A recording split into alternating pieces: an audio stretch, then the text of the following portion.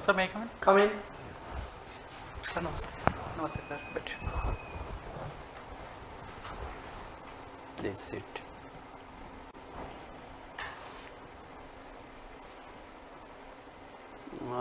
His name is not mentioned in the list. You are basically from science background. Yes sir.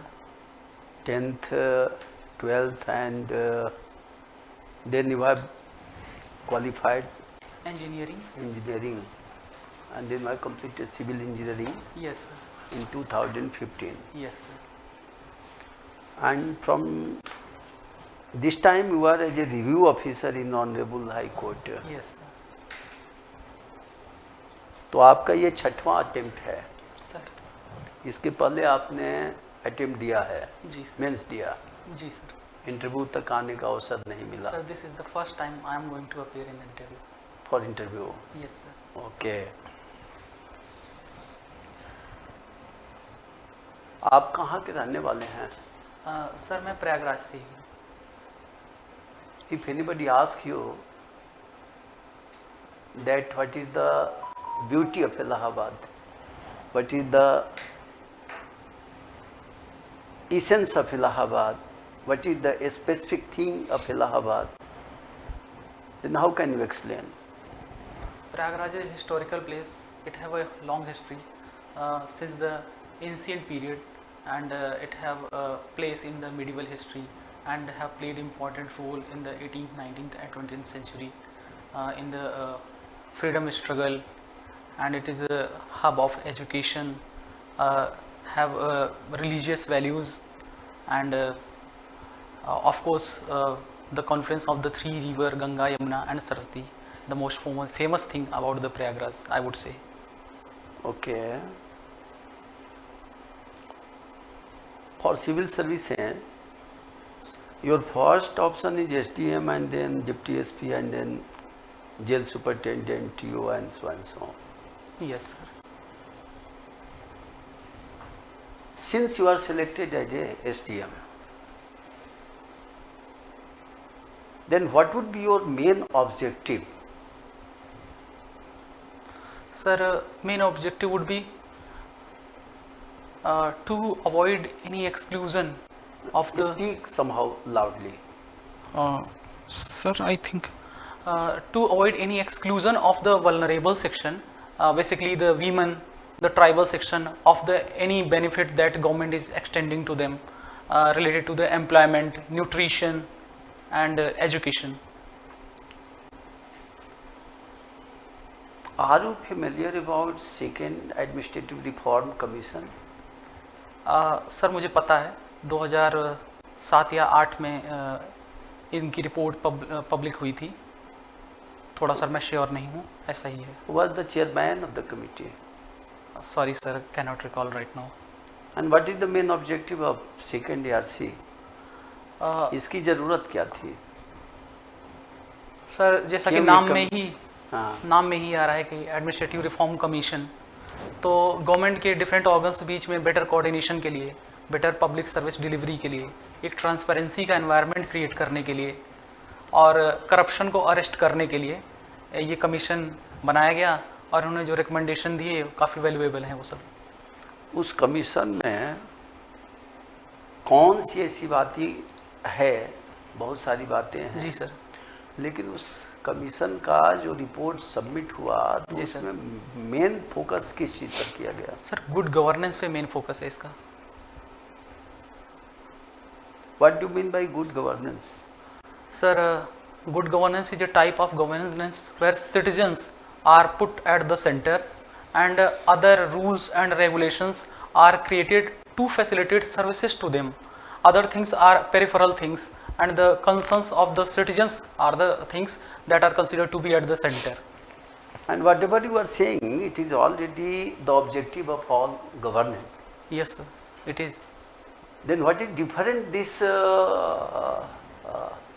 commission report from others report? Sir, I have said that other things are made to be peripheral things, means they are secondary. Citizens' convenience is the foremost thing, and the rules regulations can be molded, officers can be trained, other things can be avoided, but the concerns of the citizen is always the primary things. Administrative conveyance should be relaxed. Whatever you are saying, it Yes, is sir. general phenomena of government. I am going to ask the specific characteristic of second administrative commission. Sir, it is about. Have you gone through this report? Yes, sir, I have gone through. I have gone through. Then what is the objective? It was already mentioned in this report. Objective is to reduce the gap between citizen and the government administration, to build a confidence between the administrator and the citizens, and to create an environment of cooperation between the two, and to remove any trust deficit that exists between the two. Then how can you differentiate between governance and good governance? Sir, governance, the word governance gives a sense of.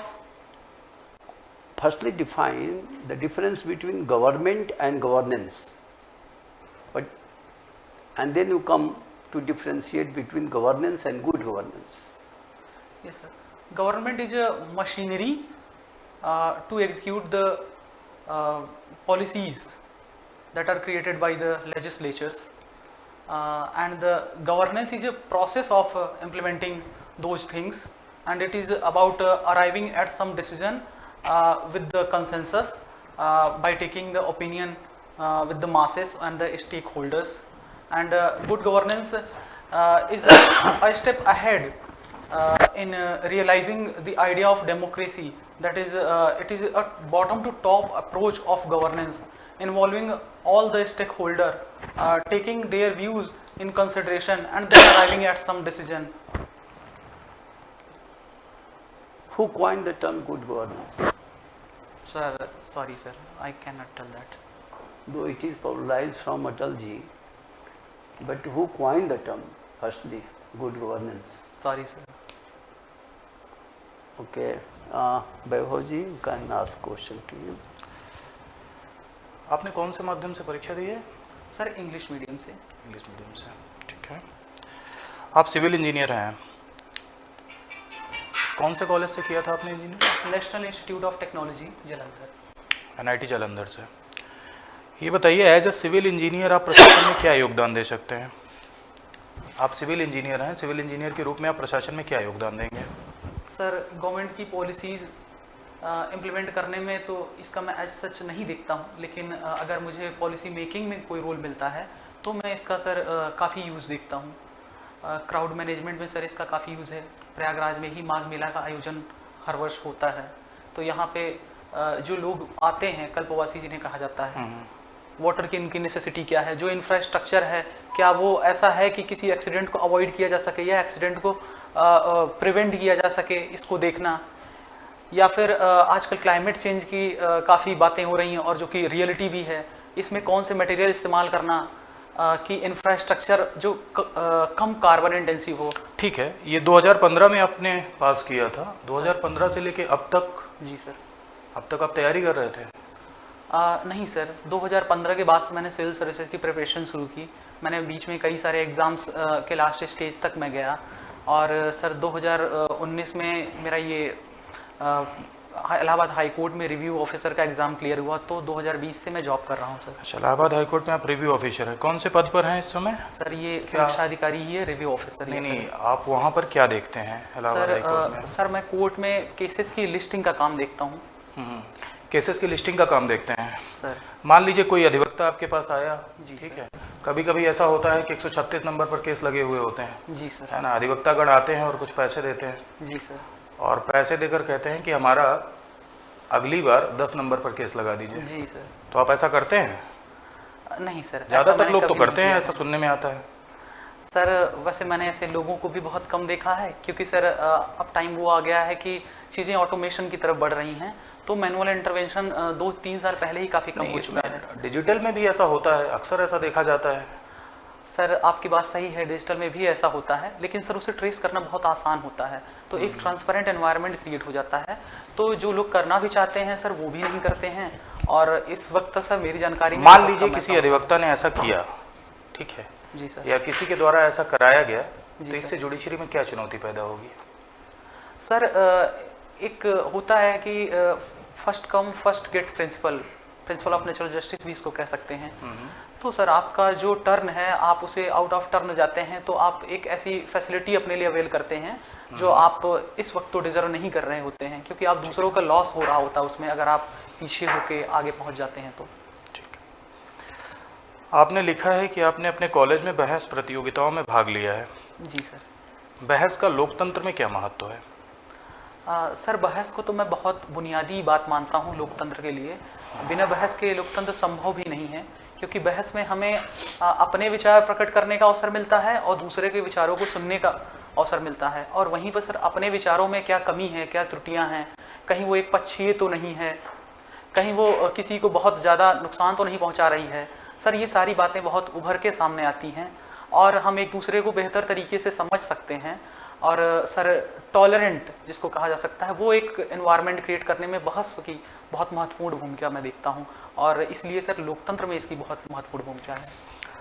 आपने एक बात और लिखी है अपनी रुचियों में कि 1 से लेके 8 तक आपने पढ़ाया भी है। जी सर। है ना? सर मैंने पढ़ाया नहीं है। हाँ। मैं हॉबी है ये मेरी, तो मैं अच्छा। अपने खाली समय में बच्चों को अपने अड़ोस पड़ोस में इकट्ठा करके समय पढ़ा लेता हूँ। अच्छा, ठीक है।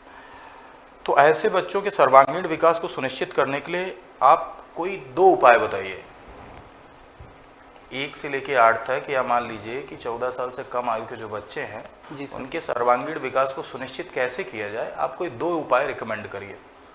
सर मैं पहला उपाय बताऊंगा कि स्पोर्ट्स और एक्स्ट्रा करिकुलर एक्टिविटीज़ में उनका पार्टिसिपेशन कराना चाहिए, उन्हें इनकरेज करना चाहिए और ये बताया जाना चाहिए कि इसके कितने सारे बेनिफिट्स हैं। उनके एस्पिरेशंस पूछना चाहिए और उसको उसके एक्स्ट्रा करिकुलर एक्टिविटीज़ से, स्पोर्ट्स से जोड़ के उन्हें समझाया जाना चाहिए कि कैसे ये उनके फ्यूचर के लिए और जो उन्हीं के गोल हैं उससे सारी चीज़ें जुड़ी हुई हैं। ठीक है। एक अंतिम सवाल है मेरा कि अक्सर भारत में मैं देखता हूं कि राज्यपाल की भूमिका पर सवाल उठते हैं। अलग अलग राज्यों में राज्यपाल के ऊपर आरोप लगते हैं कि राज्यपाल बायस्ड होकर डिसीजन ले रहे हैं। ऐसा क्यों हो रहा है कि राज्यपाल की भूमिका पर लगातार सवाल उठ रहे हैं? सर भारत की व्यवस्था एक फेडरल सिस्टम है, तो सेंटर में कोई और पार्टी रहेगी, स्टेट में कोई और पार्टी रहेगी, तो सर पास्ट से ऐसा देखा गया है कि लेकिन हम तो सहयोगी संघवाद की भावना पे काम करते हैं ना। हमारे यहाँ सर। की जो भावना है वो तो कोऑपरेटिव फेडरलिज्म की है। जी सर। है ना? सर टसल का एनवायरनमेंट थोड़ा बहुत रहा है। क्यों और रहता है? मेरा सवाल ये है। सर मुझे लगता है सर इसमें समझ का थोड़ा सा प्रॉब्लम रहती है। समझ की वजह से ऐसा होता है। वो सर इसलिए कहा जा सकता है कि अलग अलग पॉलिटिकल पार्टीज़ के अलग अलग आइडियोलॉजीज़ हो सकती हैं। गवर्नर जो होता है सर वो सेंट्रल गवर्नमेंट का अपॉइंटेड होता है और स्टेट गवर्नमेंट में कोई अदर गवर्नमेंट होगी, अदर पॉलिटिकल पार्टी की गवर्नमेंट होगी। ऐसे केसेस में सर आइडियोलॉजीज़ के डिफरेंस के कारण चीज़ें सामने आती रहती हैं, लेकिन इसी से संबंधित सुझाव दिया था सरकारिया कमीशन ने कुछ। जी गवर्नर की भूमिका पर सवाल न उठें, जी सर। इसके लिए सरकारिया कमीशन ने गवर्नर निष्पक्ष होकर काम करे और एक संवैधानिक प्रमुख भारत देश के राज्यों का निष्पक्ष रहे, इसके लिए कुछ सुझाव सरकारिया कमीशन ने दिए थे। बताइए कुछ अगर आपको याद सर एक सुझाव उन्होंने ये दिया था कि गवर्नर के पद को पूरी तरीके से निष्पक्ष रखने के लिए जो गवर्नमेंट का टेन्योर होता है उसको फिक्स कर दिया जाए। टेन्योर तो अभी भी है। टेन्योर सर अगर गारंटीड होता है, फिक्स होता है, तो उसे उतनी जल्दी हटाया नहीं जा सकता है। जैसा कि सुप्रीम कोर्ट जजेस का टेन्योर जो है वो इस तरीके से होता है कि उनको on the pleasure of president remove नहीं किया जा सकता है। सर आप हाई कोर्ट में केस लिस्टिंग के अनुभाग में हैं। जी सर। 4 दिन से हाई कोर्ट में केस लिस्टिंग की व्यवस्था चरमरा गई है। जी सर। नो एडवर्स का ऑर्डर हो चुका, 4 दिन हो रहा है। जी सर। ऐसा क्यों हुआ? सर पहले हाई कोर्ट की लिस्टिंग का काम जिस सॉफ्टवेयर पे हुआ करता था वो उसका नाम CIS था। अभी सर एक हायर ऑटोमेशन के लेवल पर हाई कोर्ट जाने का प्रयास कर रहा है, तो उसने एक नया सॉफ्टवेयर का चुनाव किया है जिसको CCMS कहा जा रहा है। CCMS में सर सारी प्रोग्रामिंग करना और उसको हाई कोर्ट के रूल्स के अकॉर्डिंग सर बनाने में सर काफ़ी वक्त लगता है। सर चीज़ें इतनी ज़्यादा इंटरलिंक्ड होती हैं कि एक चीज़ों को सही करने में दूसरी चीज़ें सर गड़बड़ हो जाती हैं। हाई कोर्ट सर बहुत प्रयास कर रहा है और उसके सारे स्टाफ और सारे NIC की भी भूमिका है। सर NIC की भूमिका सर अभी तक पुराने सॉफ्टवेयर में पूरी तरीके से रही, लेकिन सर नए सॉफ्टवेयर में एनआईसी को पूरी तरीके से अलग कर दिया गया है और ये हाई कोर्ट स्वयं देख रहा है लिस्टिंग का काम और इस सॉफ्टवेयर को इम्प्रूव करने का काम। चलिए ठीक है। दूसरा ये बताइए कि आप हाई कोर्ट से हैं, जी सर। हम हाई कोर्ट पे ही सेंट्रलाइज रहेंगे। जी सर। PIL जी कब इंट्रोड्यूस हुआ था और किसने किया था? PIL जी सर। किसने इंट्रोड्यूस किया था और कब हुआ था? सर सिर्फ PIL थी नहीं। सर भारत में जिन माननीय न्यायमूर्ति ने इसको इंट्रोड्यूस किया था, सर माफ़ी चाहूँगा उनका नाम मैं इस वक्त तो मैं रिकॉल नहीं कर पा रहा हूँ, शायद कुछ समय ले लूँ तो रिकॉल कर भी लूँ। और PN भगवती। सर एक और नाम भी है, माननीय PN भगवती तो हैं, एक और भी नाम है सर, मैं रिकॉल नहीं कर पा रहा हूँ। अच्छा, PMLA क्या होता है? मनी लॉन्ड्रिंग एक्ट, पूरा full form prevention of money laundering act. कब ये लागू हुआ? सर मैं साल नहीं बता पाऊंगा। अच्छा, आयुष का नाम सुना होगा आपने? जी सर। आयुष मिनिस्ट्री, जी सर। ये कब इंट्रोड्यूस हुई?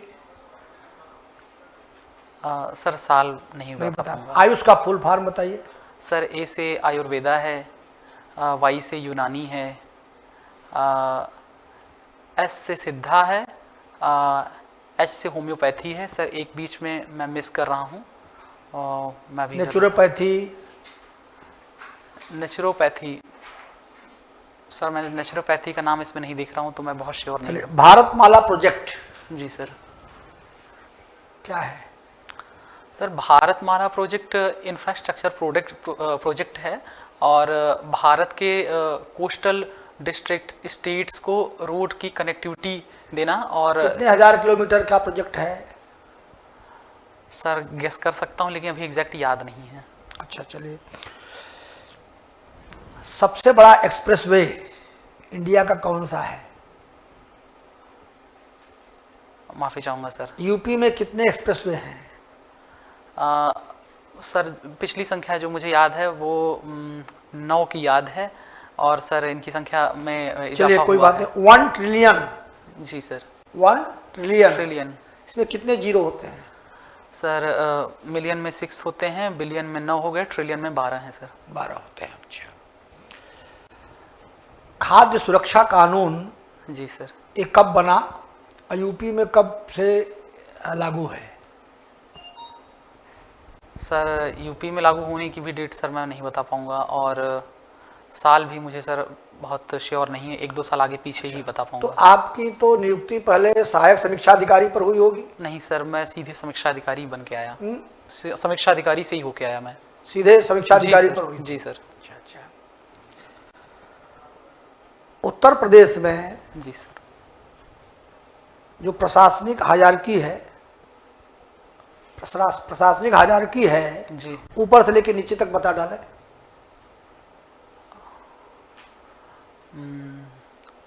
सर थोड़ा वक्त ले रहा हूँ सर, थोड़ा समय चाहिए। हाँ समय है।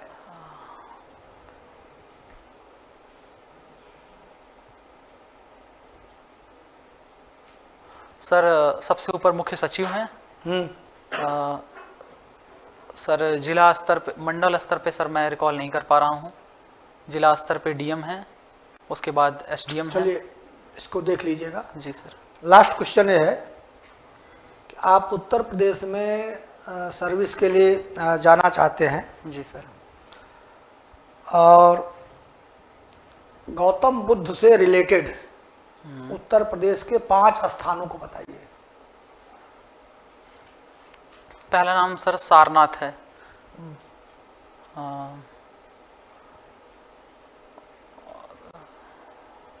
कुशीनगर दूसरा है। ठीक। और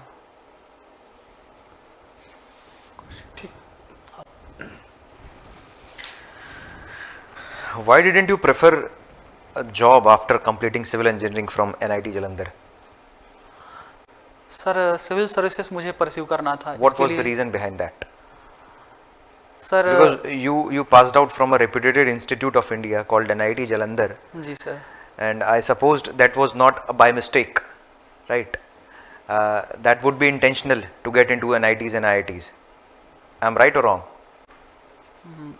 सर मैं अपना केस बता देता हूँ। सर जॉब सिक्योरिटी का सर कंसर्न हमेशा रहा। और Yeah, I know that job security is a big concern in country like India.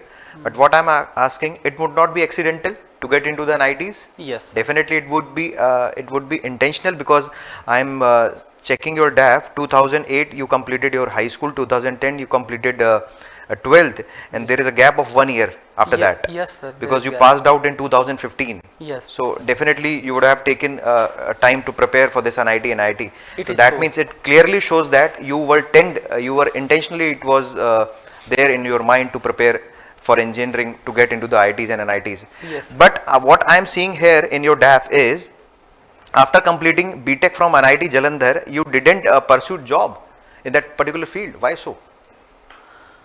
Sir वहाँ जाने पे जो मुझे एक्सपोजर मिला, उससे सर मैंने ये जानने की कोशिश की कि किस में मैं अपना फ्यूचर देखना पसंद करता हूँ। So you didn't get any exposure regarding your civil engineering in IIT Jalandhar?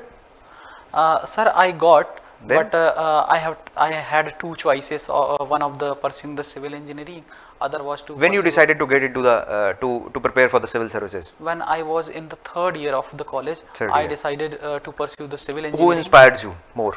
Sir, I started reading newspaper and seeing videos on the YouTube. There I got the to know better about the civil services. There I decided to pursue, and there was also environment of pursuing the career in the civil services. There were the students already preparing for the civil services In your institute? in the institute. Okay, fine. Can you tell me the name of 2-3 the marvelous architecture of civil engineering in the globe, in the world? The best example of civil architecture. Statue of Unity in the Gujarat in India, I would be say this is one of the best example in the India because of the its massive size and the stability it had maintained. Another is the C-Link project in the Bombay that is capable of bearing the earthquake and the marine environment, and because of its large size. And the Chenab river, on the Chenab river there is arch bridge. ये तो India में हो गया. Apart from Yes, India, yes. Bharat के बाहर? Sir, apart from this, there is a link, metro rail link, underwater rail link between How would you deal with the such kind of project that we have seen recently, the Silkyara tunnel project? Yes, Suddenly, because of the landslide, Yes, sir. around 40 to 42 laborers were stuck in that. Yes. So, एक civil engineer के रूप में, एक civil engineer होने के नाते आपको क्या लगता है कि ऐसी प्रॉब्लम्स जो, चूंकि बिकॉज अगर हम देखें तो जो हमारा जो हिमालयन रीजन है वो बहुत सेंसिटिव जोन है, तो एक सिविल इंजीनियर के रूप में कैसे आप ऐसी समस्याओं को डील करोगे? सर सेफ्टी कंसर्न मैं इसमें देखता हूँ, मैं सर इसमें ये देखता हूँ कि सारे सेफ्टी मेजर्स लेने में केयरलेसनेस शो की गई है, और सर इतना तो इंश्योर करना चाहिए कि एटलीस्ट ऑक्सीजन सप्लाई हो, या फिर कुछ ऐसे प्रेडिक्टिव डिवाइसेस को इंस्टॉल करना चाहिए जिससे हम कुछ टाइम पहले पता लगा सकें कि, और मैंने सर न्यूज़पेपर में ये भी पढ़ा था कि जो प्राइवेट कंपनी ये काम कर रही है, it was already a black listed company in the state Maharashtra. तो सर क्रेडेंशियल्स देखना चाहिए जिस व्यक्ति कोई कॉन्ट्रैक्टर को ये काम दिया जा रहा है उनका, और कम लेबर को. और एक सिविल इंजीनियर के रूप में आप क्या सेफ्टी मेजर्स लेना चाहोगे इस तरीके का जो आर्किटेक्चर हम डेवलप कर रहे हैं? जी sir. And we already know that कि ये बहुत सेंसिटिव जोन है, बिकॉज टेक्टोनिक मूवमेंट हो रहा है वहाँ पे कंटिन्यूअसली. तो एक सिविल इंजीनियर के रूप में आप सेफ्टी कंसर्न के रूप में क्या किन पॉइंट्स को ध्यान में रखोगे अगर आप ऐसे, आपके ऑब्जर्वेशन में अगर कोई ऐसा कंस्ट्रक्शन हो रहा है तो? सर 100% सेफ्टी की गारंटी तो सर इसमें नहीं है. प्रोजेक्ट ऑलरेडी रिस्की है क्योंकि सर वो एनवायरनमेंट ऐसा है. बेटर तो सर होता है कि ऐसी चीज़ों, ऐसी फ्रेजाइल जगह पे बड़े प्रोजेक्ट ना बने, लेकिन सर डेवलपमेंट की बात है तो बनाना चाहिए. और अगर इसमें सर सेफ्टी कंसर्न तो अच्छा मुझे बताओ कि what is more important, development जरूरी है या एनवायरनमेंट को ध्यान में रखना ज़्यादा जरूरी है? सर किसी एक को चूज करना मुश्किल है सर इस वक्त, दोनों ही इम्पॉर्टेंट हैं, दोनों का एक फाइन बैलेंस बना के ही आगे चला जा सकता है। सेफ्टी कंसर्न की जहाँ तक बात है तो वहाँ पर सर ज़्यादा काम करके एक्सीडेंट्स को अवॉइड किया जा सकता है। और पर्टिकुलरली सर अगर सिर्फ इस केस की बात कहूँ तो सर ऑलरेडी कुछ फूड मटेरियल और ऑक्सीजन सप्लाई को सर मेंटेन की जानी चाहिए कि वो आसानी से 10 दिन या 15 दिन 20 दिन वहाँ पे सस्टेन कर सकें। ऐसे एक्सीडेंट के केसेस में जहाँ कोलैप्स हो जाती हैं वॉल्स या जो भी, आपको लगता है ये पॉसिबल है कि ऑक्सीजन की सप्लाई कंटिन्यूअसली मेंटेन हो और फूड सप्लाई मेंटेन हो? सर ऑक्सीजन की सप्लाई या food supply sir for all the time बहुत लंबे समय के लिए तो नहीं किया जा सकता है, लेकिन क्योंकि हमें पता है ऐसे एक्सीडेंट्स होते रहते हैं, ठीक है, तो ठीक सर है। कुछ हद तक एक किया जा लास्ट क्वेश्चन सकता का है। जवाब दीजिए कि अभी 22 जनवरी को राम मंदिर में भगवान श्री राम का मूर्ति का शिलान्यास होने जा रहा है, वहाँ पे उद्घाटन होने जा रहा है उस मंदिर का। भारत के प्रधानमंत्री नरेंद्र मोदी जी उस इवेंट में जा रहे हैं। जी सर। आपका क्या स्टैंड है कि ऐसे इवेंट में जिसका रिलीजन धर्म से जुड़े हुए जो इवेंट है, क्या ऐसे इवेंट में प्राइम मिनिस्टर का जाना ठीक है? क्योंकि हम एक तरफ बात करते हैं पंथ निरपेक्ष राष्ट्र की, सेक्युलर स्टेट की हम बात करते हैं, और हम कहते हैं कि राजनीति और धर्म दोनों को अलग अलग होना चाहिए, और फिर प्राइम मिनिस्टर के ऐसे इवेंट में जाना कहीं ना कहीं ये सेक्युलरिज्म की भावना के विपरीत है। What is your stand on it? Sir, our form of secularism is not a complete separation between religion and the state. State, in some instances, can intervene in the religion. यहाँ sir religion और state का जो है positive form India में है, complete separation sir western का ये तो फॉर्म है। स्पष्ट रूप से लिखा हुआ है कि सेक्युलरिज्म का मतलब है कि जाति राजनीति और धर्म इन दोनों को सेपरेट होना चाहिए। धर्म और राजनीति एक साथ नहीं चल सकते, जो हमारा चूंकि एक किसी भी लोकतांत्रिक राष्ट्र के लिए बहुत जरूरी है। और ऐसे में प्राइम मिनिस्टर का ऐसे इवेंट्स में जाना, आपको नहीं लगता कि ये कहीं ना कहीं दूसरे धर्म के जो लोग हैं उनकी भावनाओं को ठेस पहुंचेगी? कल को मोदी जी को अगर मस्जिद के इनॉग्रेशन के लिए बुलाया जाता है तो आपको क्या लगता है वो जाएंगे? सर फंडामेंटल सर राइट में लिखा हुआ है कि स्टेट किसी एक रिलीजन को प्रमोट करने के लिए टैक्स नहीं ले सकता है। इसी तरीके से मैं बात ही आप क्वेश्चन नहीं समझ रहे। सर मैं सेकंड लाइन में वहीं पे आ रहा हूँ। तो सर प्राइम मिनिस्टर के तौर पे वो किसी एक रिलीजन को प्रमोट कर रहे हैं सर, तब तो प्रॉब्लम है, लेकिन ऐसा उन्होंने नहीं किया हुआ है। अलग अलग रिलीजन में भी उनके पार्टिसिपेशन रहे हैं उनके रिलीजियस इवेंट्स में। तो सर इसको ऐसे देखना जाना चाहिए कि सभी रिलीजन में वो के इवेंट्स में वो पार्टिसिपेट करते हैं। लेकिन बाकी रिलीजन के इवेंट्स में पार्टिसिपेट नहीं कर रहे ना। सर मुझे जहाँ तक याद है सर उन्होंने सिख के रिलीजन में इवेंट्स में पार्टिसिपेट किया इवेंट में पार्टिसिपेट करना अलग बात है, हैं। इवेंट में पार्टिसिपेट करना एक अलग बात है, लेकिन किसी मंदिर में जाकर मूर्ति की स्थापना के दौरान वहां पर मौजूद रहना गर्भगृह में, दोनों अलग अलग बातें हैं। सर तो आपको नहीं लगता कहीं ना कहीं ये भारत की जो पंथ निरपेक्षता है उस पर ये वॉर है, उस पर ये थोड़ा सा प्रहार किया जा रहा है? सर मैं पंथ निरपेक्षता या सेकुलरिज्म पे प्रहार के तौर पे तो नहीं देखता हूँ इसको, लेकिन भारत का जो कल्चर है, जो भारत की एक एथिकल सिस्टम का जो फाउंडेशन है सर, उसको प्रमोट करने के लिए ये काफ़ी अच्छा तरीका है। ठीक है, ठीक है, ठीक है। Thank you so much sir. Please आप समराइज कर दें लाइन। सीनियर तो आप हैं। चलिए ठीक है। आप ये बताएं कि आपको यदि ये कहा जाए जो आपका इंटरव्यू हुआ उसमें 100 नंबर में आप अपने को नंबर दे दें, कितना नंबर देंगे? अभी जो आपका जो रहा यहाँ परफॉर्मेंस, आप ही को नंबर देने का अधिकार दे दिया जाए। सर मैं तो अपने को अधिक से अधिक ही नंबर दूंगा। नहीं, आपसे जो प्रश्न पूछे गए, जो उत्तर दिया, आपको अपनी कमियां भी मालूम हुई होंगी। जी सर। उसको दृष्टिगत रखते हुए आप ये बताएं कि आपको कैसा लगा कि 100 नंबर में आपको कितना नंबर दिया जाना चाहिए इस परफॉर्मेंस पर? एक जनरल बात पूछ रहा हूँ सर, क्योंकि फैक्चुअल चीज़ों के मैंने जवाब नहीं दिए हैं तो मैं अपने को अधिकतम नंबर जो हो सकता है उससे कुछ कम नंबर दूंगा। तो सर मैं समझता हूँ कि 75 नंबर एक अच्छा नंबर होगा, अगर 100 नंबर की बात है अधिकतम नंबर की तो। अच्छा, ठीक। क्या इनके बारे में अभी बुलाया जाएगा, आप जाएं। जी सर। ठीक, thank you so much sir. नमस्ते। नमस्ते सर। नमस्ते।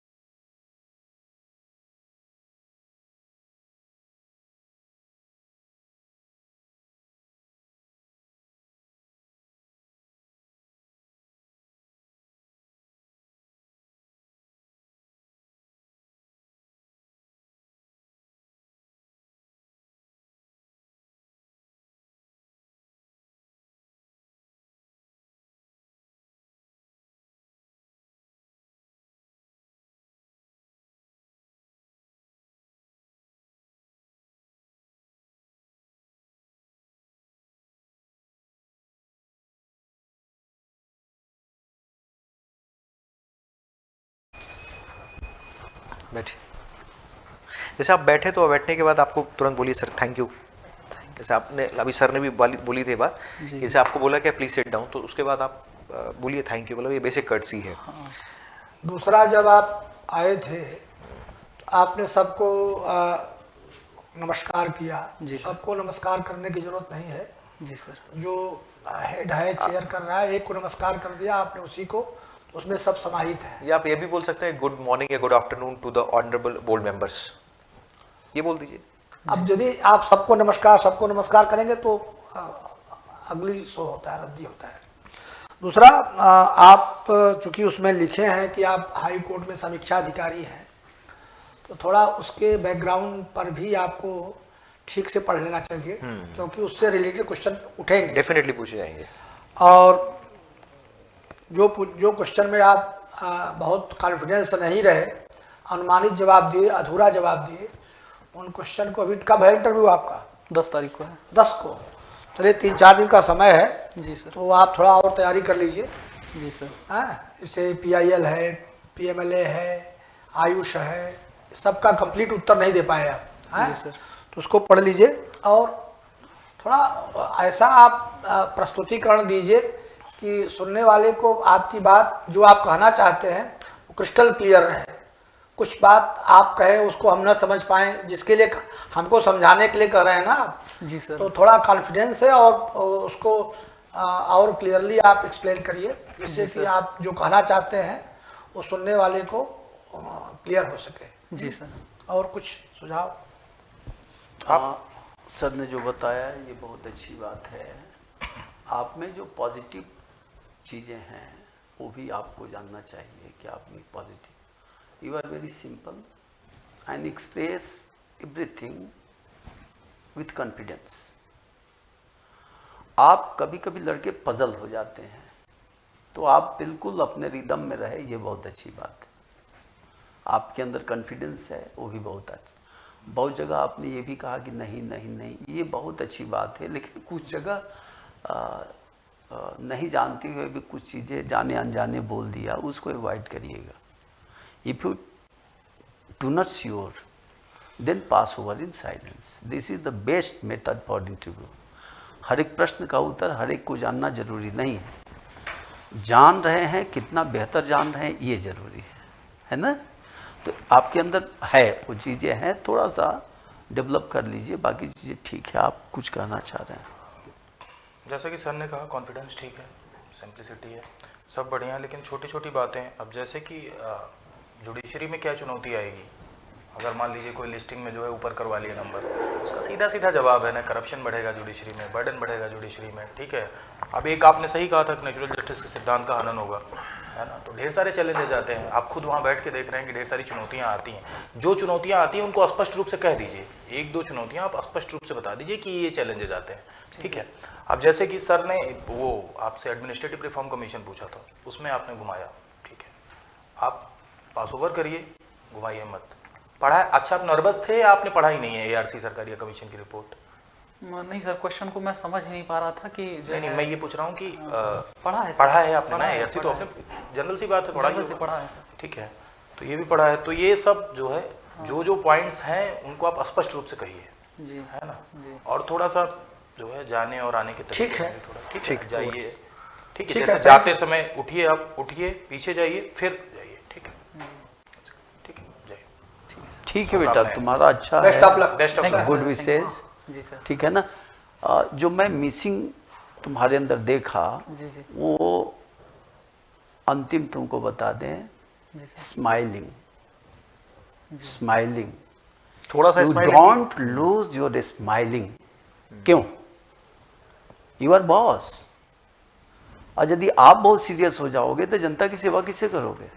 आपके पास बहुत सारी प्रॉब्लम, GM साहब आपके सामने हैं, जी सर। बहुत सारी प्रॉब्लम्स आती है। जी sir. You will handle tactfully the all problems, है ना। तो एडमिनिस्ट्रेशन में जाना है तो थोड़ी सी डिप्लोमेसी सीखनी पड़ेगी। ये स्माइलिंग लाओ, बहुत सीरियस मत रहो। जी सर। शीशे में देख करके आज से अपना इंटरव्यू खुद देना। आपका ड्रेस यही रहेगा? नहीं सर, यही रहेगा सर। कुछ बदलाव, कुछ ठीक है, सुझाव? तो थोड़ा भड़कीला लग रहा है क्या? थोड़ा सा नो?